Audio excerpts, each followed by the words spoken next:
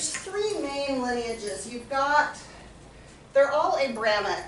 And so you've got the Jewish stuff, which is what most people know about. And that comes from the Hasidic tradition. It's the vent, it catches, sorry. And then there's the Christian version, which comes in through the Rosicrucians.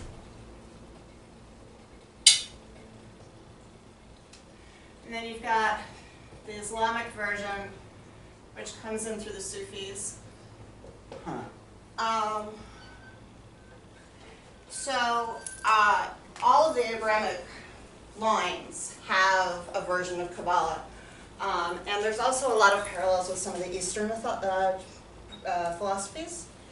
So what Kabbalah Center does is it's very Jewish, but it's flavored for a pop audience, if that makes sense. They try to make it very like accessible and spooky all at the same time. What? So trick or treat. Yeah.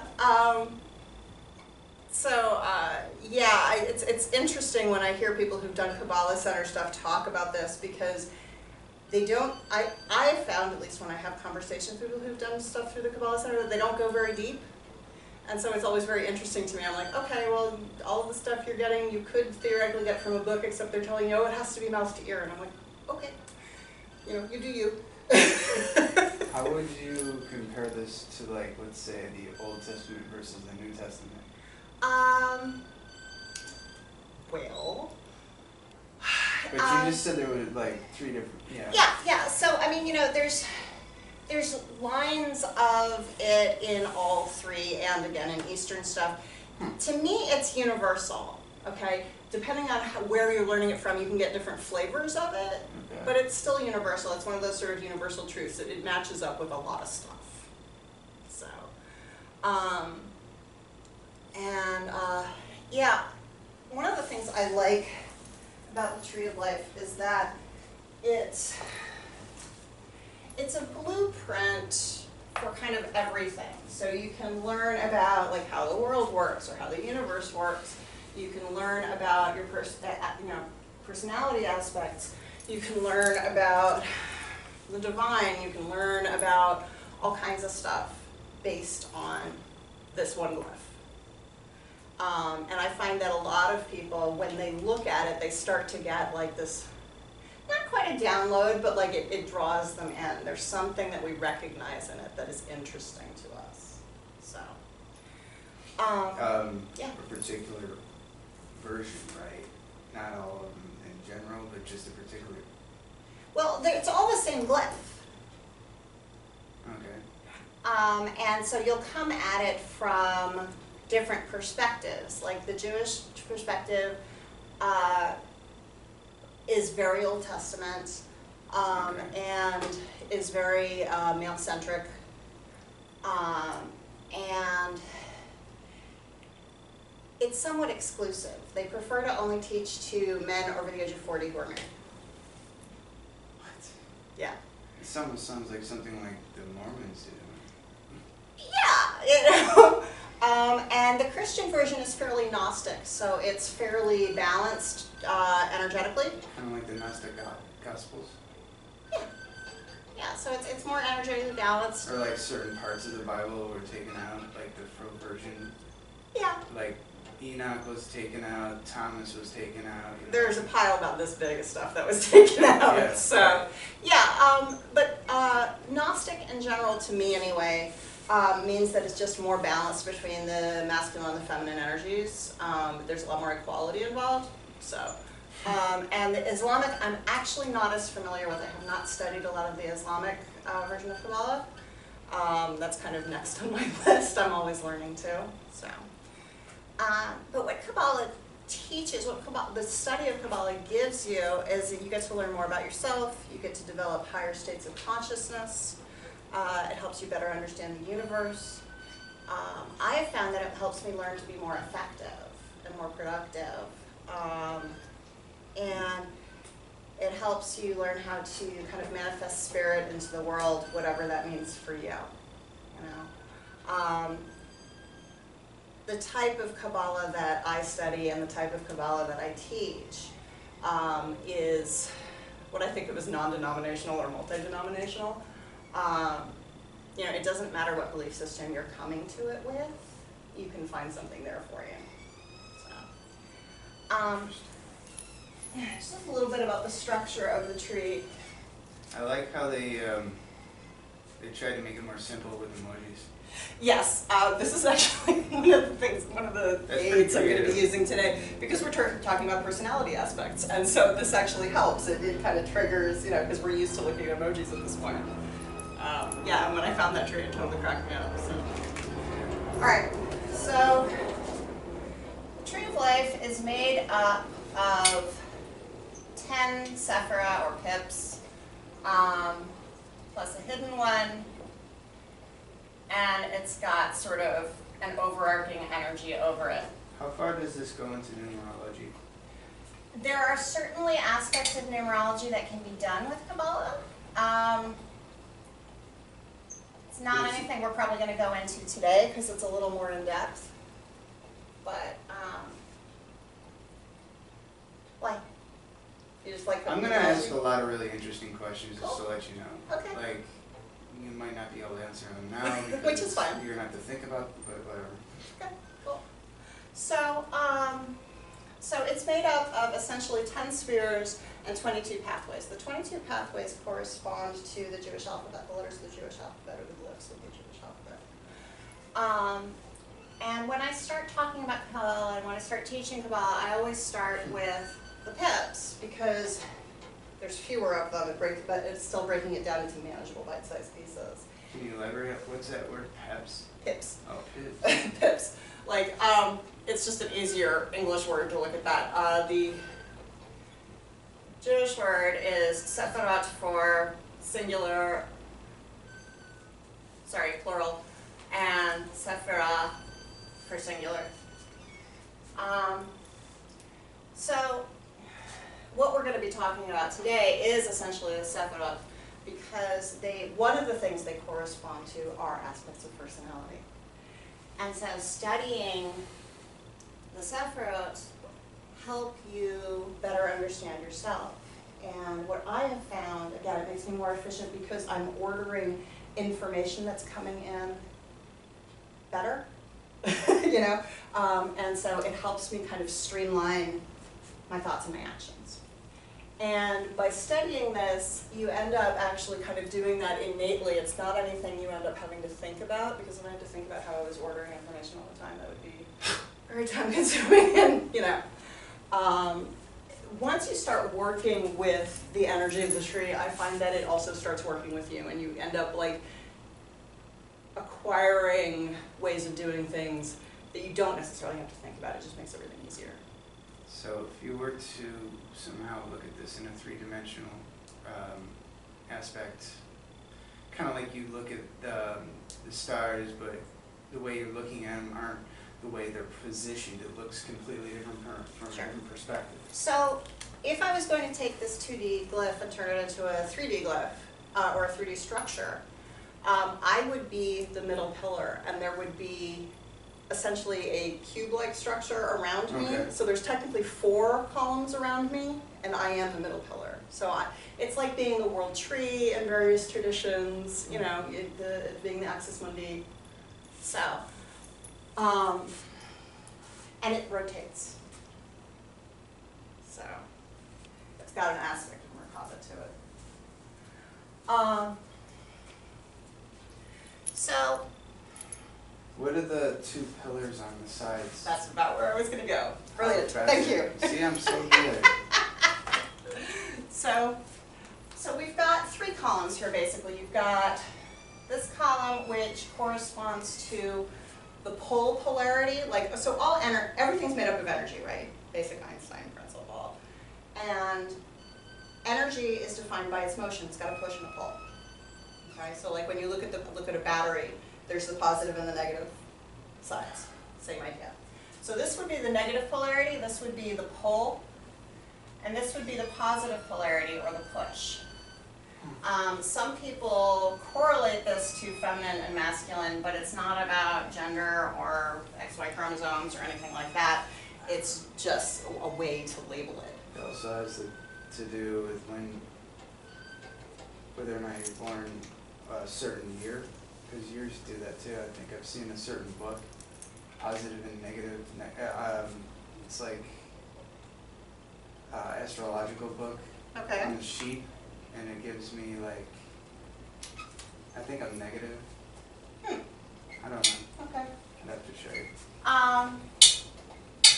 So this is also the side of boundaries. If you think of boundaries or severity, so if you think of a negative polarity, a pulling polarity, it's pulling something in, right? So there has to be something that makes the in. Does that make sense? There has to be a vessel that, if you're pulling something in, there has to be a vessel to catch whatever it's you're pulling in. Otherwise, you're not pulling it into anything. Okay, so this is receptive. And if something is a vessel, it has edges, it has boundaries. Okay, so you can think of this like a cup.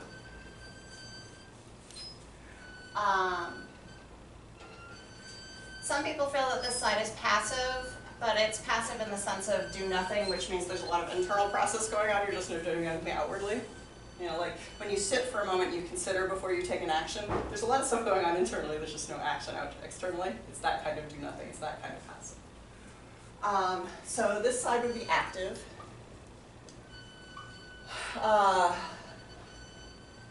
This side sends out.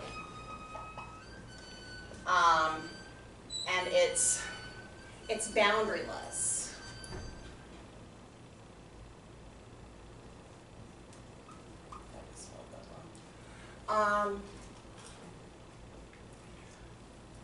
So you can think of this as severity and mercy if you're looking at personality aspects, okay? And we all have a mix of either side because you have to be kind of going back and forth or there's no energy, it's stagnant and it ceases to exist if everything's made of energy. So, but a lot of us tend more towards one side than the other, right? But in terms of personality aspects, if you were all the way on this side of the tree, everything would always be no. It's what I like to call bitchy. Okay? And this side would be, oh, it's okay, which is what I like to call doormat. Okay? So the middle pillar is the balance between the two. And I tend to think of that as kindness. I thought of an interesting, you know how... Okay, let me finish this real quick. Okay.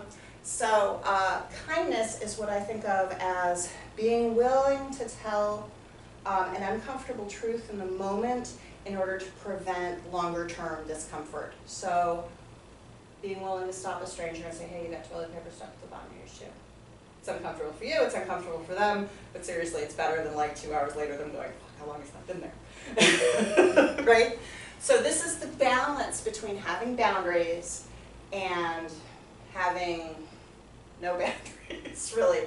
You know, it's like when you're raising a kid, you have to give them a certain amount of boundaries or they don't learn how to operate in the world. You know? It's what teaches us that what is going to help us move forward is not always the most comfortable thing, right? Your question. Depending on what side you're on or how far you are from the left or the right, determines the color of your aura. Sure. Everything determines the color of your aura, you know? Well, it's a mood stabilizing thing, right? And To a certain you're extent, pissed yeah. off, your aura is going to be red? Redder. Okay. Or muddier, depending on what made you angry and how you're dealing with it. I'm going to stick to personality aspects, though. I'm trying to keep things tangible for this.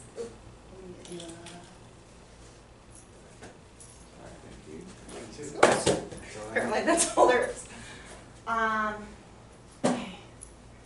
So, you know, and we're constantly moving, gliding from one side of the tree to the other, and what we always strive for is balance, right? But you can't stay in this balance because, again, you'd be static.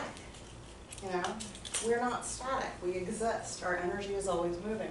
So sometimes we're like, oh, that's okay, and sometimes we're like, yeah, no, not so much. And most of the time we're somewhere in between there, and it shifts depending on what's going on. And we may tend more towards like this side of the tree or this side of the tree. But what we're always aiming for is the center.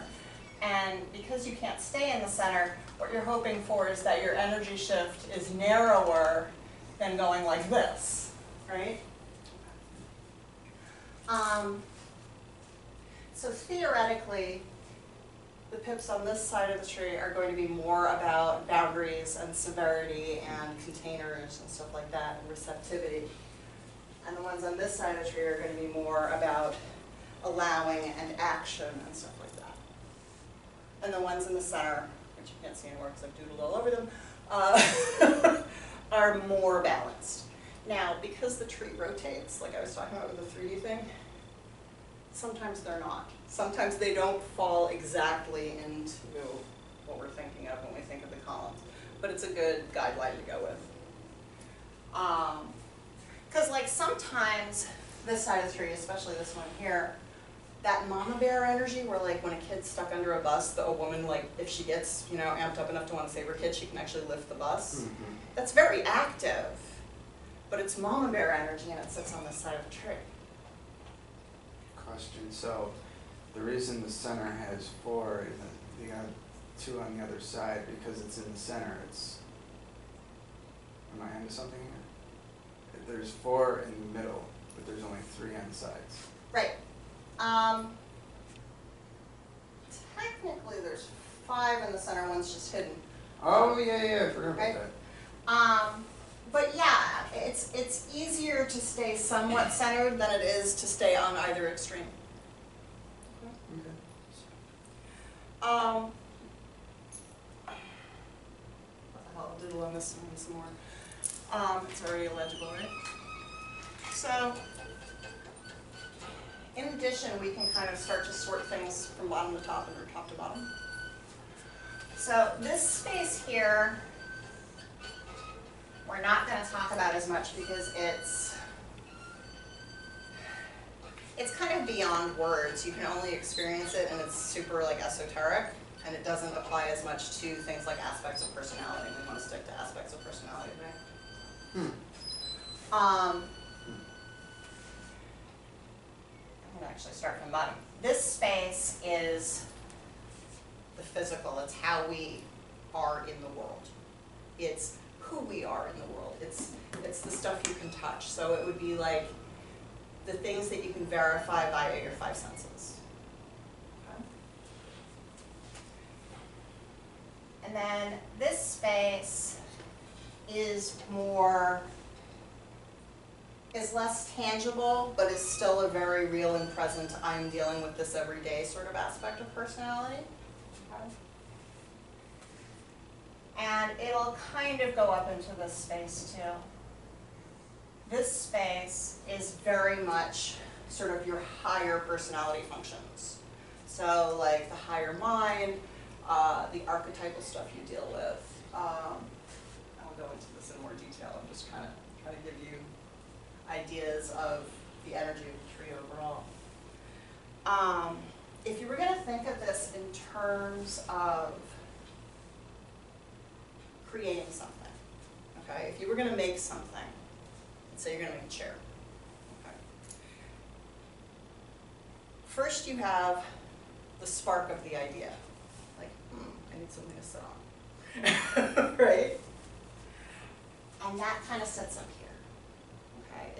It's not fleshed out yet, it's just kind of like there's this impulse. As it comes down into this space, you start going, okay, well, define a chair. What does a chair need to look like? What is its function? What are examples of chairs I've seen before? You know, that kind of stuff. This space gets more into the planning of it. I'm actually going to draw out my blueprint. And then this is the action. Okay? So, and you have to have all 4 aspects of that if you actually want to follow through and make a chair that's not going to fall over. Can you say that one more time, please? Sure. Spark of the idea, so the idea of a chair. Fleshing it out, planning, action. Okay. And It's probably best to do them in order. usually. And that's where some of us run into problems because we don't do them in order and so we end up being ineffective. Like a lot of people will kind of go, oh, this, and then down here without even really thinking about what's a chair about. And so they may make a really crappy chair. Some people forget the action entirely and they just sit around dreaming about chairs all day. Also ineffectual. Some people do these two and then try to go into action, and if you haven't actually designed the chair, you're going to run into problems. You have to do all four, and it helps to do it in order.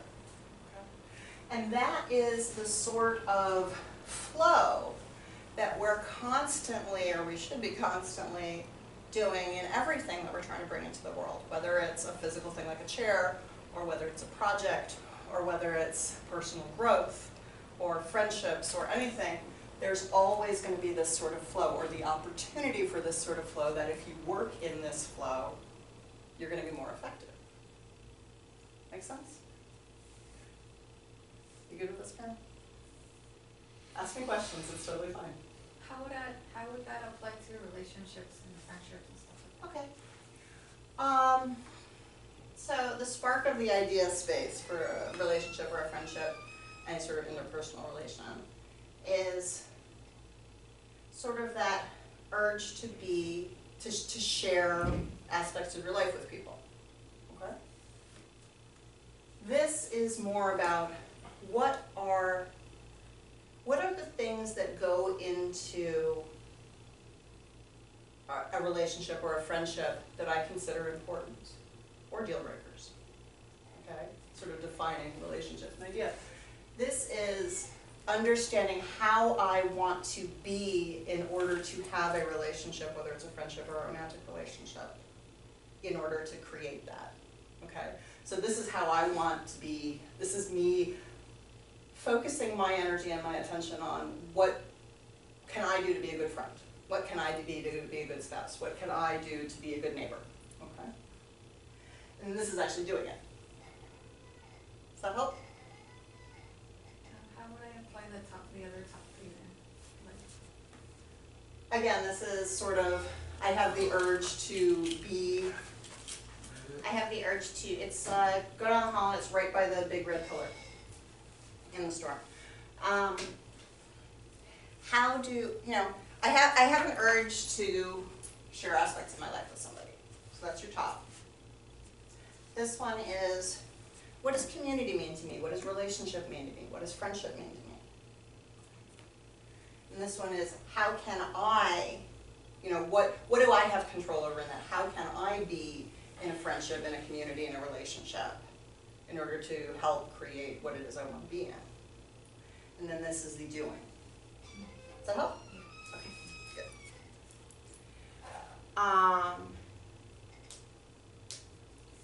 So, I'm going to talk about the pips a little bit.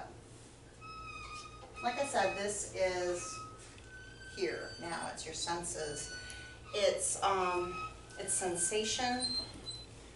And like, if you are in balance in this pip, like if you've got a handle on it, if you're doing it right, I guess, and to say that you're doing it wrong isn't quite right either, but if you're in balance in that space, you've got discernment.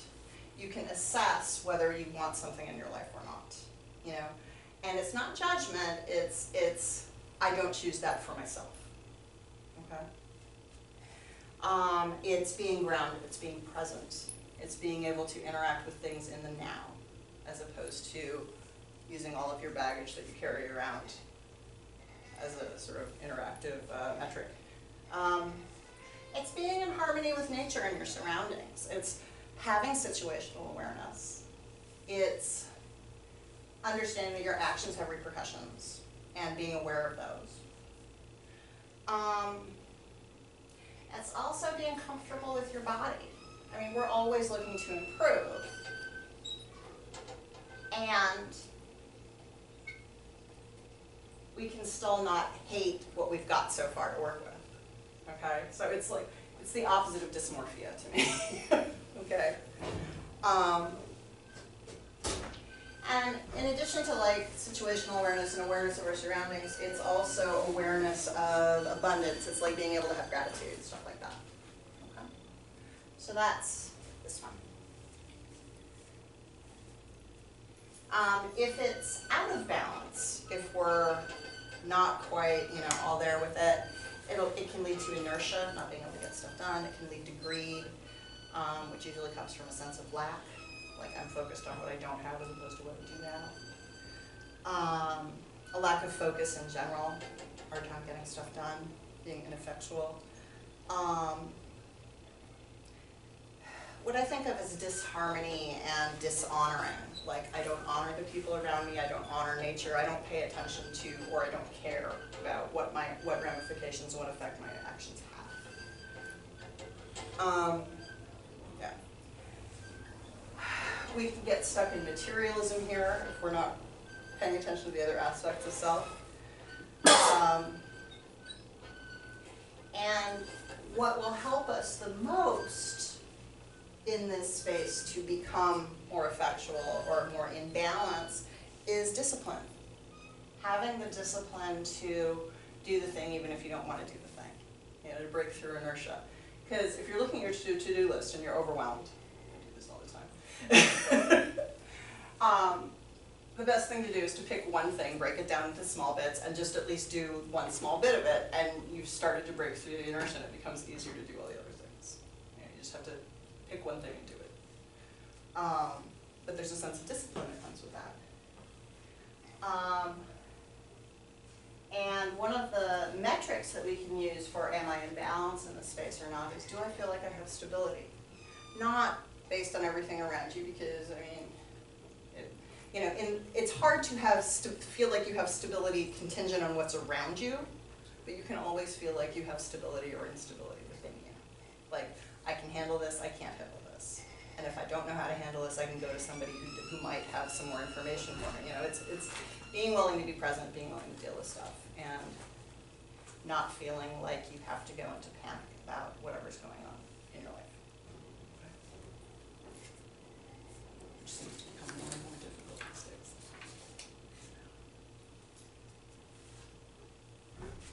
So in this space, and in Kabbalah, they call them veils, and I think that's kind of a weird term for it.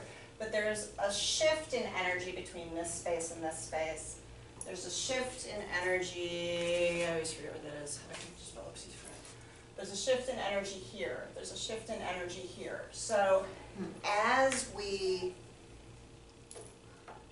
our operating system moves further up the tree, we experience a shift in energy. We experience a shift in personality. People may go, hey, you seem different.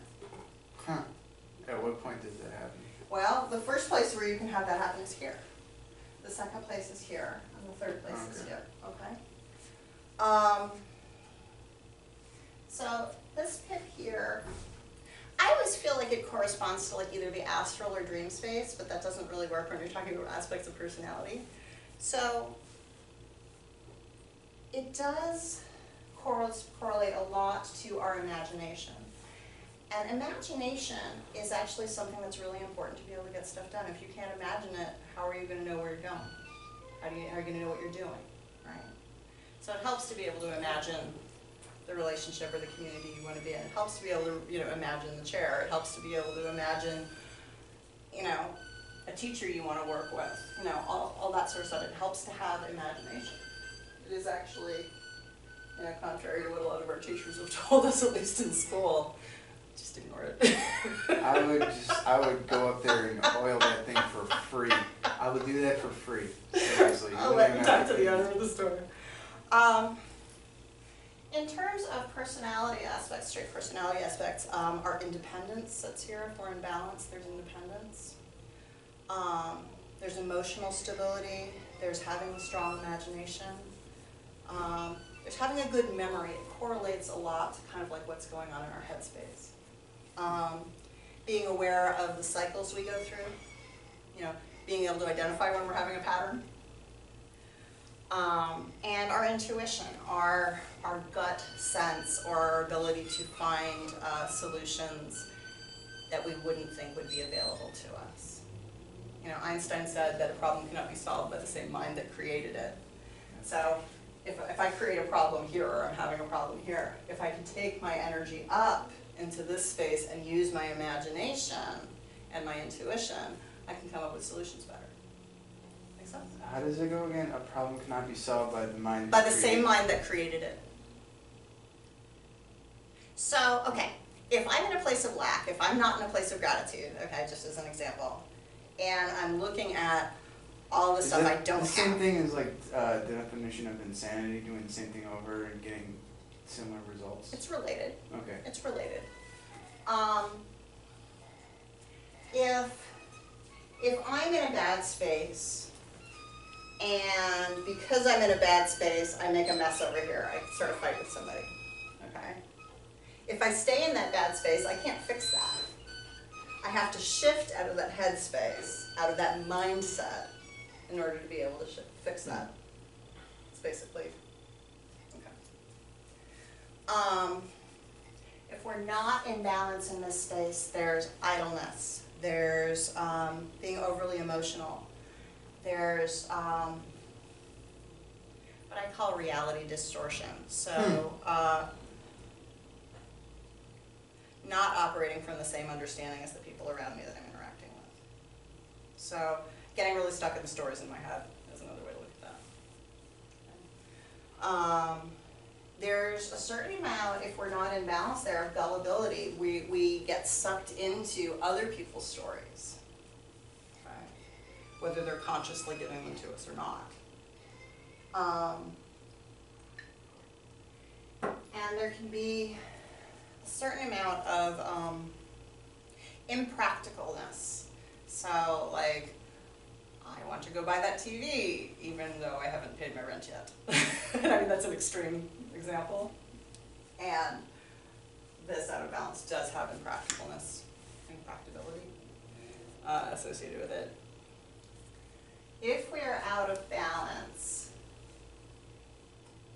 being in this space will tell us that security is possible. Security is an illusion. You know, you can feel a sense of security within yourself. But in terms of like absolute security, there's no such thing as absolute security. Any measures you take to create absolute security will just be a puzzle for someone else to figure out. And so the illusion here is security. Conversely, if you're in balance in this space, it is easy for you to trust appropriately.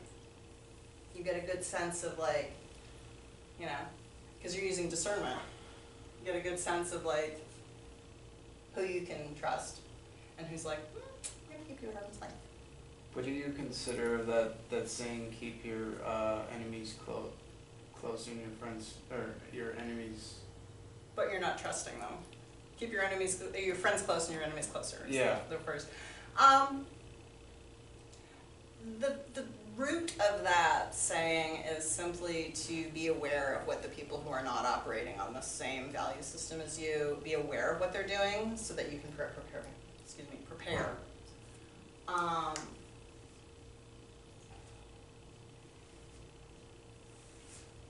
The trust comes in where you know who's not operating on the same value system as you. Okay? If someone's operating on the same value system as me, I am more likely to be able to trust them, you know. And trust with discernment is a fun thing. One of my best friends, I would trust her with my life, but I will not trust her to water my plants. Because it's not in her skill set. You know, there's a certain amount of practicalness in me knowing what her skill set is. Like, she would totally come and pick me up from the hospital, you know, all of that kind of stuff. She sucks at watering plants, so that's not what I'm going to ask her to do.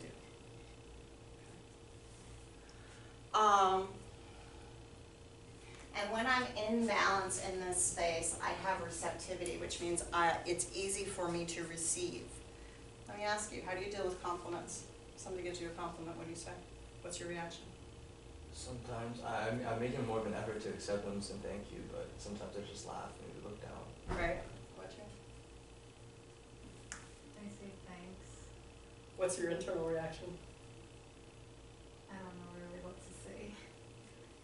Watching. How do I accept compliments? Yeah. How do you deal with a compliment when it comes? It depends on what the compliment is and how it's addressed. Okay. I'll sometimes be like, well, thank you, but Okay. I don't know. That's an interesting question. So it's usually my metric for how is my receptivity today? Like, how do I deal with compliments? If I'm like, yeah, but, and I try to like explain it away, I'm not in receptivity. If I go, thank you, I'm in receptivity. Especially if I actually mean the thank you as opposed to like, I'm gonna say thank you because I know that's what I'm supposed to say. Receptivity to what specifically? Anything. So it's just, the compliments are a good metric for me, like how am I able to receive today? But that also translates into, do I allow the universe to bring good things into my life? Do I allow an easy flow of money in my life? Do I allow myself to receive the gifts of spirit? You know, do I allow good shit in my life? Or do I find myself pushing it away? Are you worthy of the things you can achieve? Yeah. Yeah. So, yeah, receptivity. All right, moving up this space here.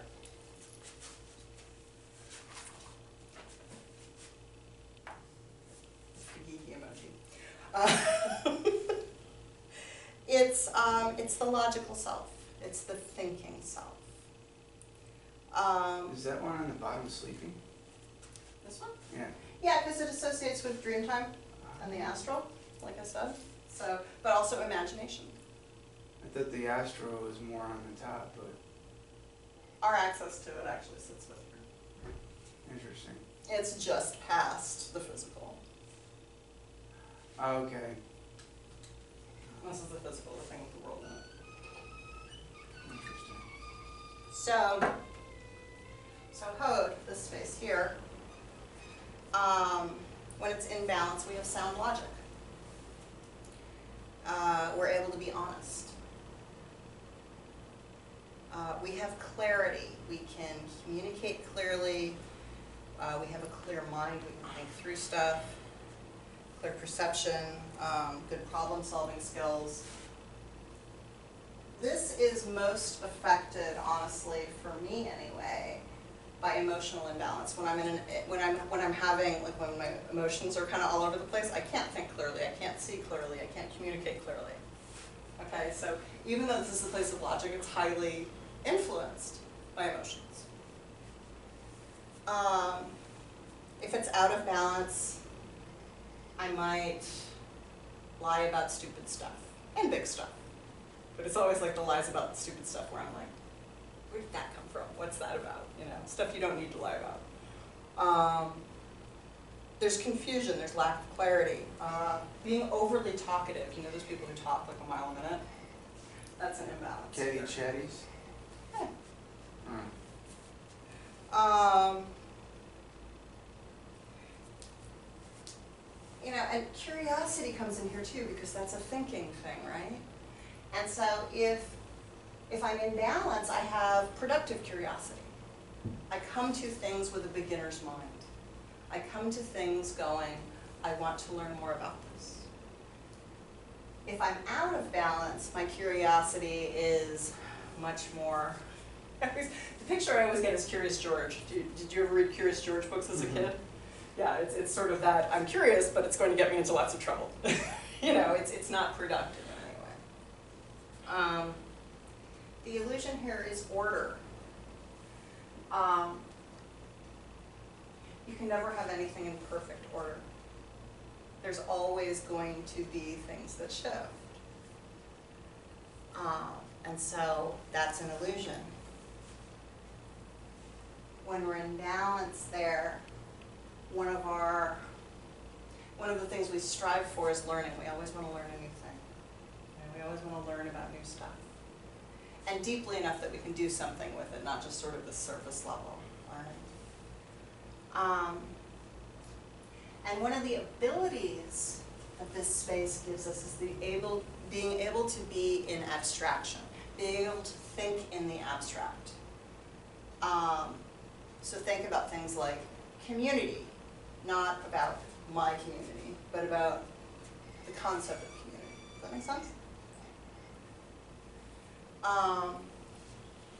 So when we get into the stuff on the pillars, these two are always going to balance each other out. These two are always going to balance each other out. So this side is more of the feelings and emotions, less of the logic mind and more of the feeling it out sort of mind. Does this have to do with like left hemisphere and right hemisphere of the brains? Ish. Okay. Some. One of the things that sits here is desire. I want that thing, because wanting something, desiring something, is a feeling. There's usually not a lot of thought that goes into it. We may attach a bunch of thought to it after we have the feeling. But the urge to have stuff, have something, whether it's abstract or physical,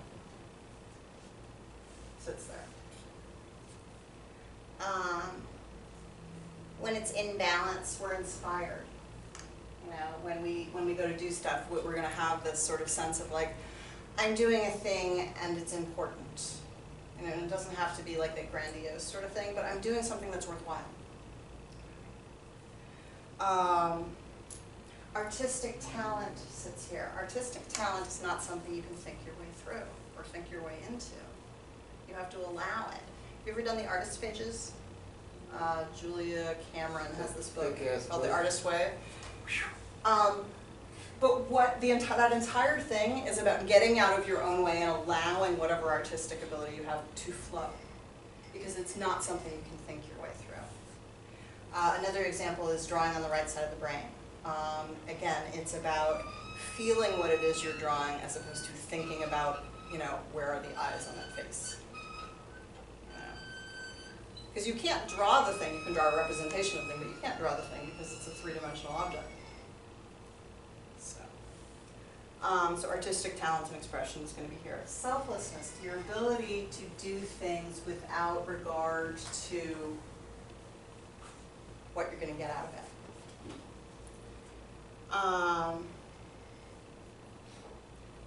Your ability to be affectionate, also here, if you're in balance. And positive self-expression, being able to talk about yourself or express yourself, which can also be art and stuff like that, in a positive way. Being able to create things that you feel, again, are worthy or positive. Out of balance,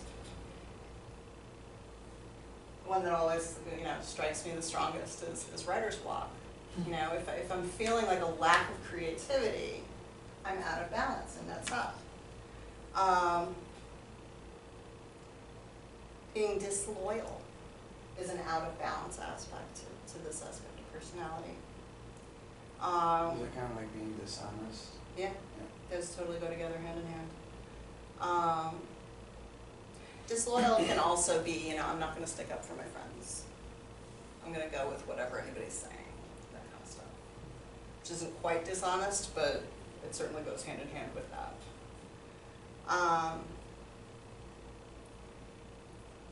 The illusion is projection.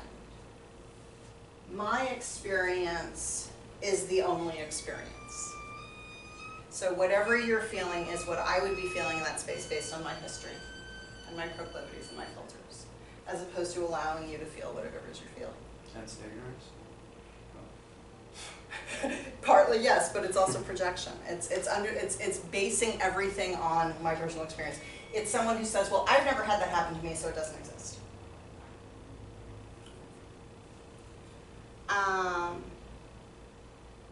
When we're in balance in this space, we can be responsible. We can show up. Our word means something.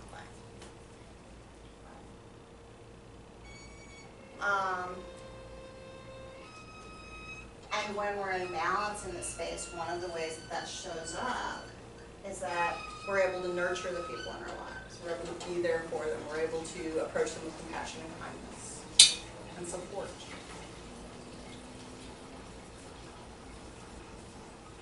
Moving back into the middle pillar, this fifth, completely covered up.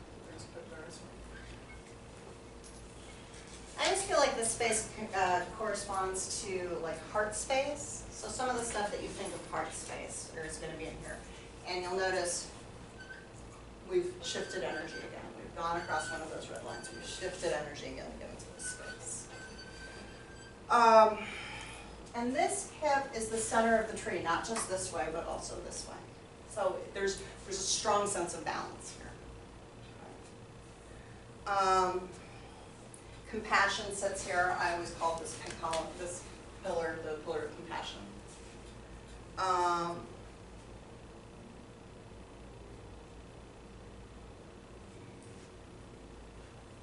The ability to understand past ourselves, and I know we dealt with this one a little bit here, but it becomes much stronger here.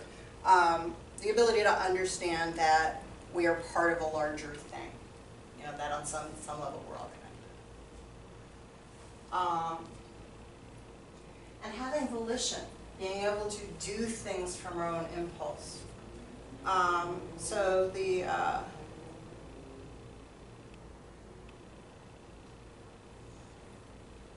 positive way, like if we're in balance, we're going to experience this as individuality. I'm strong within myself. I'm clear about what I'm about. I know what color I would paint my bedroom if there was no one else around.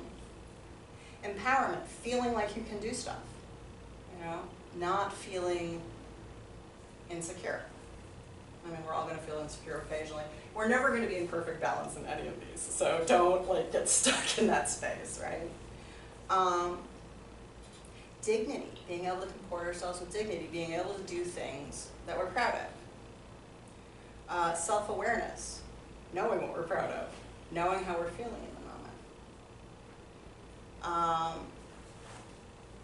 And as we start to get into more spiritual concepts, the spiritual concepts start to come in back here. Okay, when you shift your operating system up into that space, it starts to become more spiritual. So, like having a sense of what you're here on this planet in this lifetime to do, and being devoted to that. If you're out of balance in this space, there's going to be arrogance that comes in. There's going to be a lack of motivation. There's going to be selfishness. I do not wish to share with you. Why would I share this with you? A lack of faith and a lack of self-awareness. The illusion here, if we're out of balance, the illusion we get is identification. I am my job. I am defined by my job. I am defined by my spouse. I am defined by my partner. I am defined by my car. I am defined by my house. And when we're in balance, we're in integrity. I stand up for what I believe in.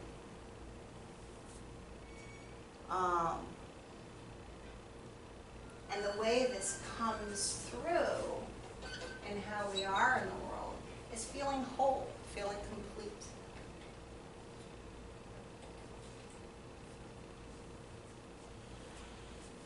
Good so far?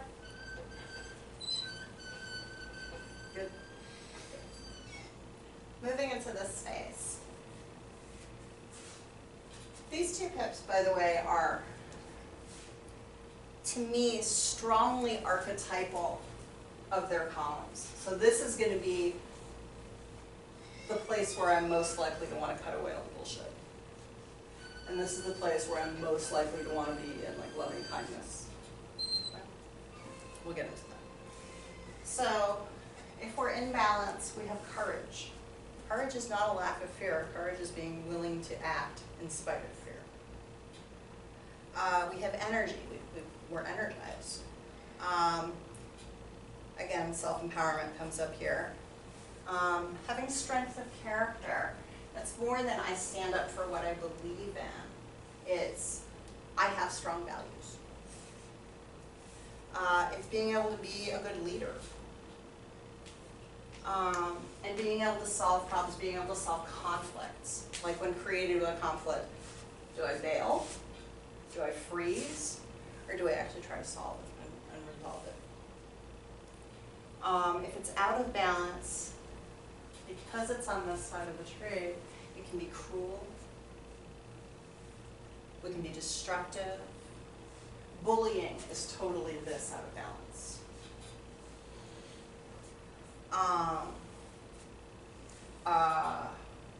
Bigotry, being prejudiced in some way. Exploitation of others is a imbalance here. I'm just gonna stick all of that. The illusion is invincibility. I can do anything and there won't be any repercussions. And the way that this comes through if we're in balance is courage and loyalty. I show up.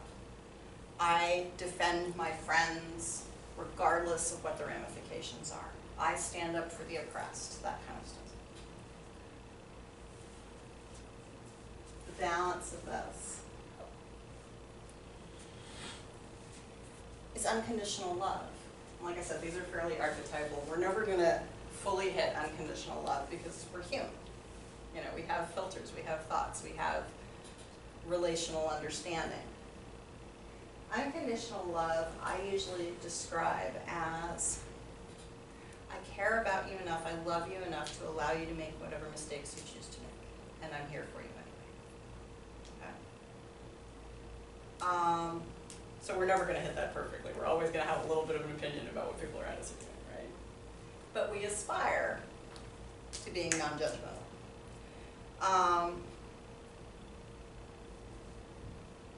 Our memory also sits here. So if we're out of balance, our memory's going to be wonky. In balance, we're generous, we're charitable, we're hospitable. Sort of as a funny aside, you guys familiar with the story of Sodom and Gomorrah from the Bible?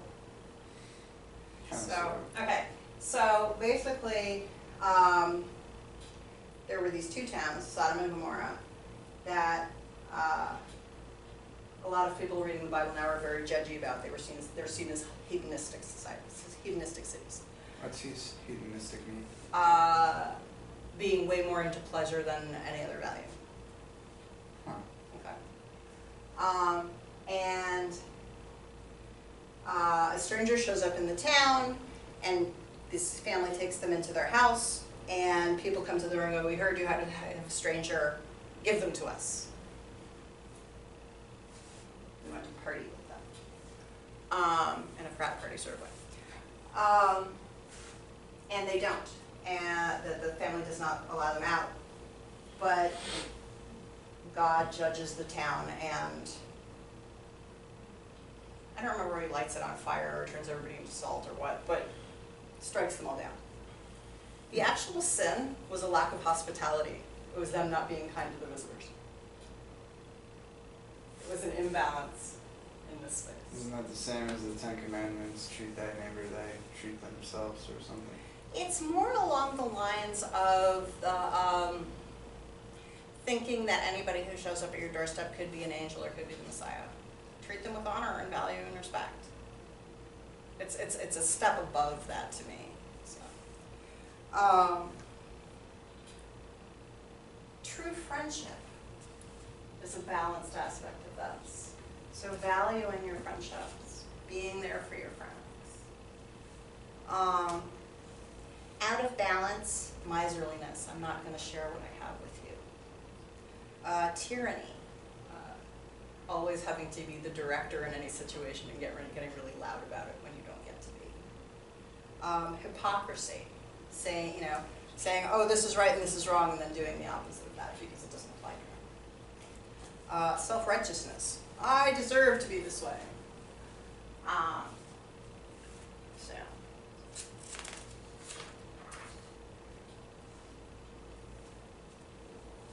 So it shows up. The illusion here really is I'm right no matter what. That's the illusion. People who always feel that they're right are out of balance here. In balance, it tends to show up as flexibility, positive flexibility. Like true friendship involves some flexibility. Generosity involves some flexibility. And then I do, even though I'm not going to talk about the top three, I do want to talk about the hidden Sephirot here. Because this Sephirot is a gateway to this energy shift. And so it's important.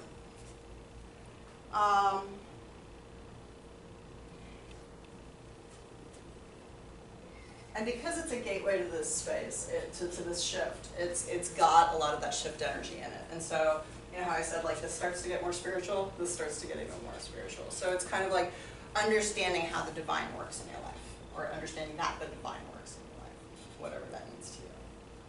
On a practical level, what this space says is that we need to address, work with all 5 aspects of self every day. So the 5 aspects of self are physical, mental, emotional, our passion, and our spiritual nature. It's not in that specific order. It's not in that Okay. specific order. No, they're all equal in terms of how you should address them. They should all be addressed every day, okay? The best way to address the physical is to make sure you're moving your chi every day for at least 20 minutes. Have at least 20 minutes of exercise every day. Also make sure that the fuel that you're fueling your body with is appropriate for what you need. Mental, learn a new thing every day. Big or small, always seek to learn a new thing every This day. is big for sure. Emotional. Interestingly, the way we address our emotional self is through meditation. Meditation is what's going to give you the best emotional stability. So, and if you're meditating every day without fail, you only have to put in 10 minutes a day, and you'll get all of the benefits out of it.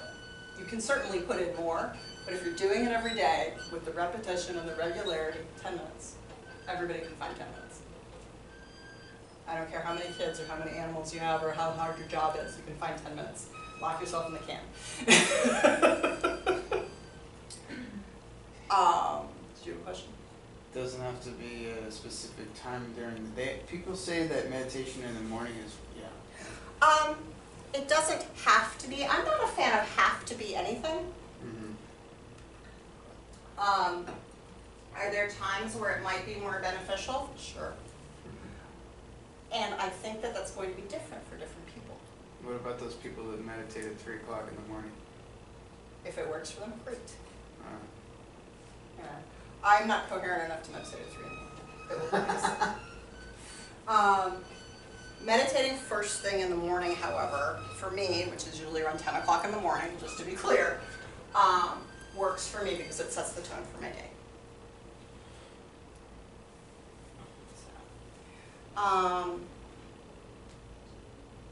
Passion. What makes your heart sing? Knowing what makes your heart sing and doing something to feed that every day. What makes your heart sing may not be to do what you do for money. It's fine. Make sure you're giving some energy to what does make your heart sing every day. Your life will feel a lot better if you do. And if you don't know what makes your heart sing, do some unstructured play at least once a week for an hour. Unstructured play is doing something that's fun that has no immediate benefit or point. Precautions. So you're playing not for exercise. You're playing not to get out and to get some fresh air. But you know, go sit on a swing set, go run on the beach, you know, but it's not about the physical benefits you're going to get out of it. It's about feeding your passion. Your passion is frequently tied to like sort of that happy inner 5-year-old. You know, go play.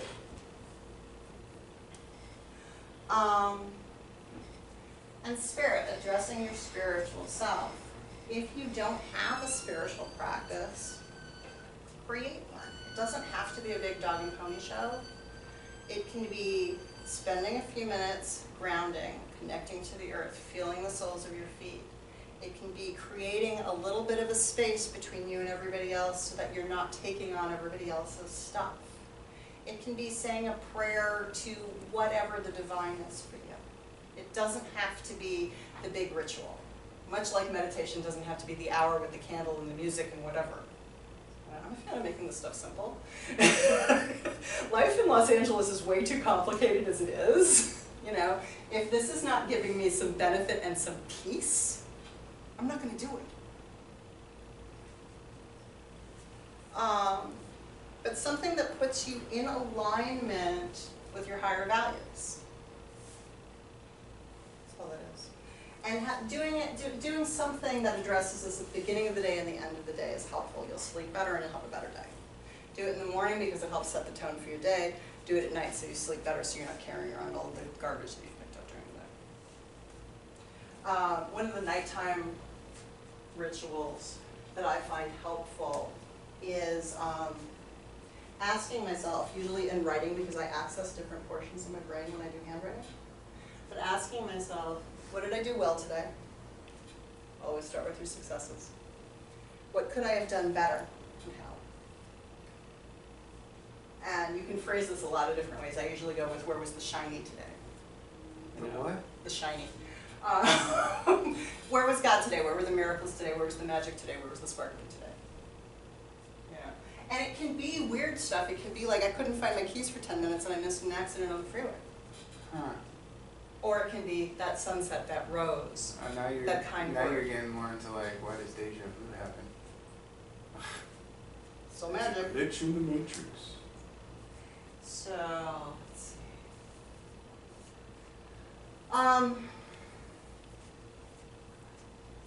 There are 5 questions that you can ask yourself on a daily basis that will help you be more centered, that will help you walk your path more clearly. Who am I? Now your answers for this are going to change from day to day, or they should anyway. Who am I? What am I? Those are 2 different questions. And it's not just your human, and It could not be. just your name. On any given day, it could be. Or it could be more. Huh. Where do I come from? And there's a wide variance in what you can say to that, too. Where am I going? You have to ask where I came from before you ask where I'm going, because if you don't see the trajectory, you can't make course adjustments. And what is my purpose? My purpose on any given day could be, I gotta show up for my grandmother's day. Or it could be, I'm bringing light into the world. And it could be anything in between. Jeez, I almost thought the last one was, if a tree falls in the woods, do you hear it? Is that your purpose? So,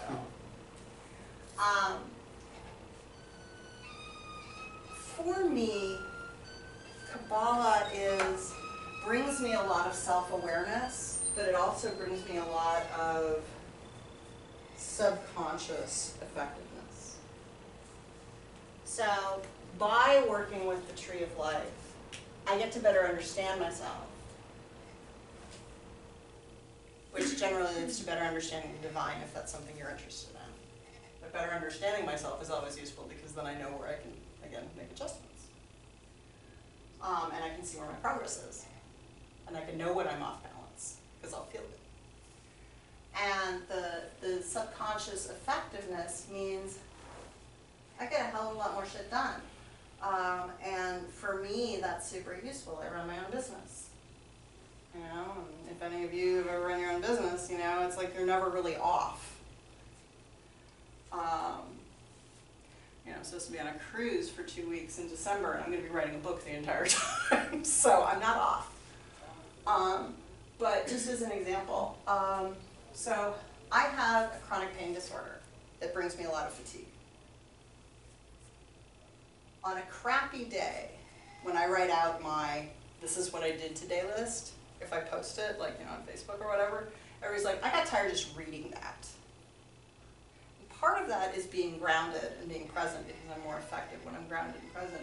And part of that is the fact that I've been working with the tree for long enough that I am able to get shit done. There's not a bunch of wasted time. And that doesn't mean that I don't screw around on Facebook. That doesn't mean that I don't talk to my friends. It doesn't mean I don't go out to dinner or go to a gathering. I do all these things. And I still get a ton done. This helps me. And it's not even the main benefit for me. The main benefit for me is that I feel better in myself. You know? I mean, it's certainly not the only tool I bring to the table, but it's a big one.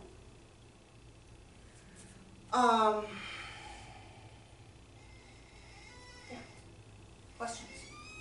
Thoughts? Shadow thoughts? What were the questions you said to ask yourself?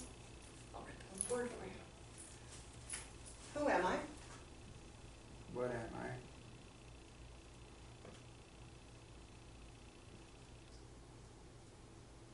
Where am I going? Where did I come from? Where am I coming from? Where am I going? Okay. Where do I come from? And you can also, I mean, where do I come from can also be, I come from a place of judgment. I come from a place of, you know, joy. It can also be, I come from Jersey. You know, where am I going? My mother. Yeah. I mean, isn't there a book called that? Where am I going? What is my purpose?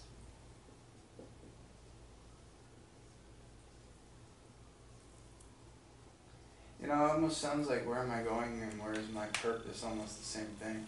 Sometimes, sometimes not. Where am I going? To the grocery store. That's not my purpose. Where am I going? I'm going on a cruise. Still not my purpose. But one does lead into the other. You know, and it can get you thinking, what's the difference between who am I and what am I? How do I define myself? Who am I? What am I? Are there certain times where you start to figure things out about yourself and the answers are too advanced for you to know at a certain time?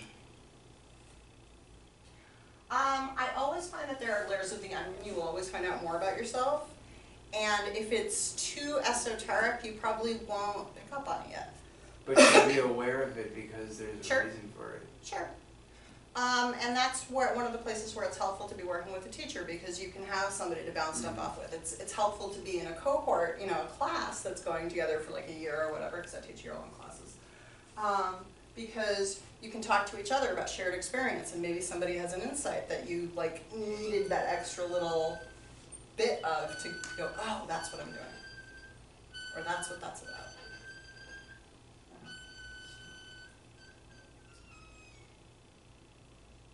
You're a very good teacher.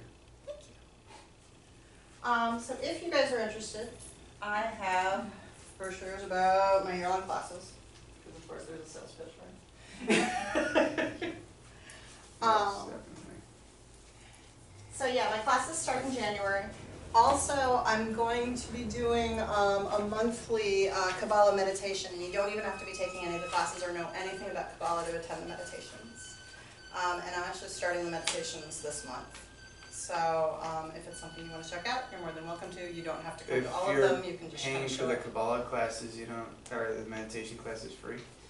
No, they're still $20. Is it alright if I take a photo of it? Yeah, no, please. It's one of the reasons I scribble stuff on the board, because sometimes it's just easier for people to do that.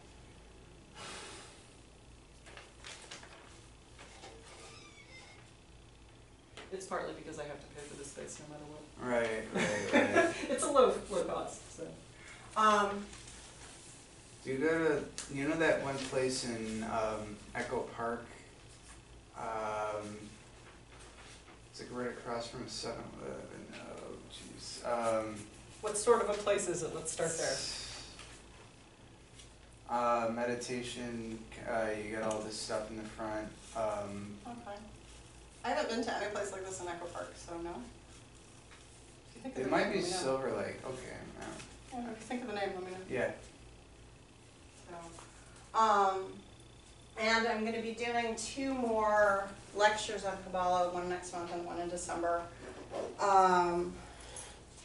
see, I don't remember anything.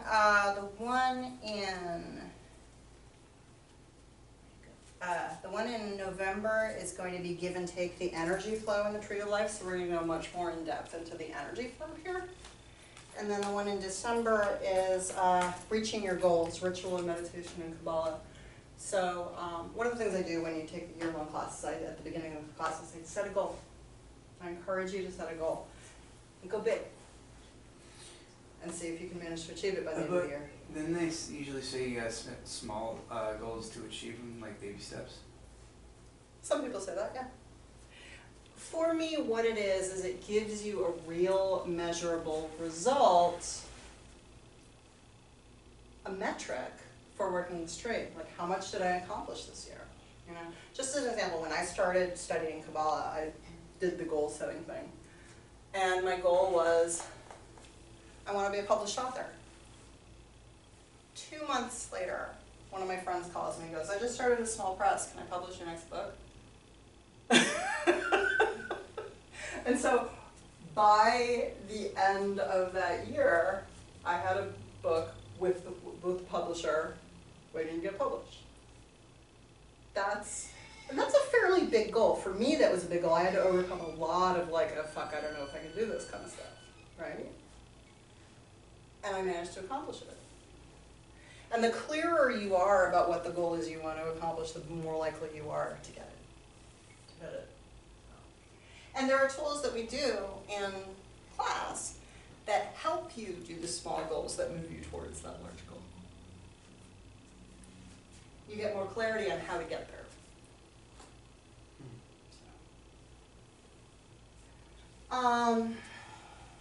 If you are looking for a book to read on Kabbalah, the one that I recommend more than anything else is by Tal Malachi. It's called, what's it called? I think it's called Gnosis of the Cosmic Christ, which is kind of off-putting for a lot of people, but it's a really good book. Gnosis? Yeah, Gnosis, knowledge. Oh, yeah, yeah. Knowing of the cosmic Christ. It's a Gnostic, the author is Tal Malachi, just in case you can't find it under that Are you able title. to find it on audiobook? I don't know if he has an audiobook. I know he's got it like on Amazon and stuff. It's a Gnostic book. It's not as weird and esoteric. It's fairly practical compared to like a lot of the books that are out there. And he gives you exercises, and he gives you do this, you know. And I'm super practical. Like I said, if I'm not getting something out of it, if there's not a real measurable result, what am I doing? You know, if my spiritual path doesn't create actual results in my life that helps me to feel better, why am I doing it? My spirituality is not about the hereafter. My spirituality is about now. How can I be okay in the world and conduct myself with dignity? So yeah, that's my favorite book on Kabbalah. You're welcome to come check out the other lectures and stuff. I think I put it on the back. There is a discount for super early registrations, but whatever. And I have flyers here if anybody wants them for all of my stuff for the rest of the year. So. Any other questions? Do you hold your classes here? Are you local to here or? No, but it's still the closest. Okay. Yeah, some of my classes, not the Kabbalah classes, but some of my other classes are like up in Santa Clarita. But yeah, all of the Kabbalah stuff is getting taught here, other than the retreat in September, which obviously goes somewhere else because it's a retreat. But yeah, it's all based out here. Sorry? Where do you go to your retreat? It depends. One year we went to someplace off of Mount Palomar. This year we went to Ojai. It's always, within a few hours drive of LA, just because ease. So. It's not on Audibles. Yeah, he may not have an audiobook, so.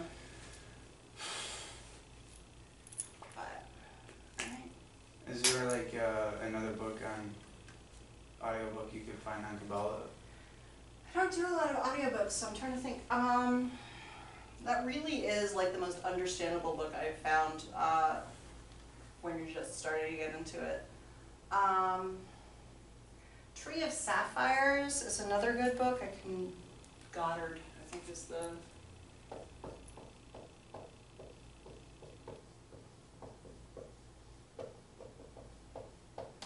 I can't remember Goddard's first name. That's 2 P's? I think so. PP? I think so. I mean, yes, I wrote it with 2 P's. I think Alright, it's I'm spelled just with gonna 2 say, P's. this will be easier. This is so much easier. Tree of Sapphire. Just like that. Put an S on the end, but yeah. There you go. Yeah, those are the two most accessible books, I think, and that have like the most like practical do this kind of stuff in it.